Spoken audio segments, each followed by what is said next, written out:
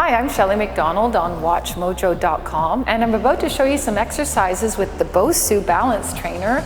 We're going to do some upper body, some core, and some lower body training today. The first exercise I'm going to show you is the basic squat. Foot positioning is really key on the BOSU. You want to think about centering yourself by putting your instep around the second ring of the BOSU and try to keep your feet as flat as possible, although if you feel like you're losing your balance, it helps to push your toes a little forward.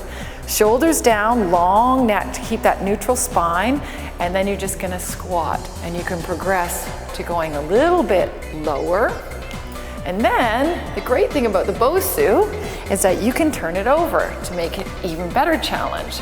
So how I like to get up on this thing is step in the middle and then come up really quickly, and then you slide your feet out so that they're about hip distance apart, and then you try to level out. Now sometimes this is going to happen, that's normal, and then it's just a squat.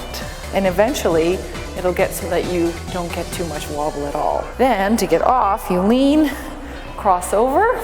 So the next exercise is the abdominal curl, abdominal crunch, sit up, whichever one you're calling it. And there is a way to progress with this one. But first and foremost, what you want to remember to do is called abdominal bracing. And it's relatively new in the fitness industry to be discussing this, but it has to do with stabilizing the spine before you start moving. And it's really to protect the back. So what it is firing up this muscle that runs across here, the transverse abdominis. And basically you just have to give it a mild little squeeze and then hold it like that while you're doing your sit-up. So we're gonna try to remember that when we're doing it. Now, first position is bringing those hips lower to the ground. Abdominal brace, and then just back and lift. Now you'll notice there's no hip movement. Common mistake in people is they start to rock. This is a lot of momentum and actually deactivates a lot of the ab muscles. And then as you get a little bit better, you come up a little higher, again abdominal brace, chin back, and your hands come to here. And you're very much isolating those abdominal muscles.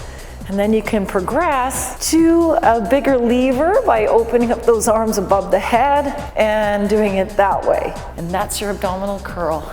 Okay, so now we're gonna do a push-up. Basically, you can grab the BOSU by the edges if it's a little easier, or you can just simply place your hands on the BOSU.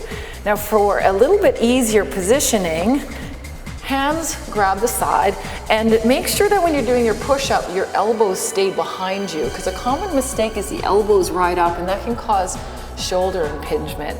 So just like a push-up, you want to pivot around the knee joint. And then as you feel like you're getting a little stronger, you can bring those hands in and come up on the toes. And then when you really feel like you want to challenge, you lift that foot up. Et voila, the push-up.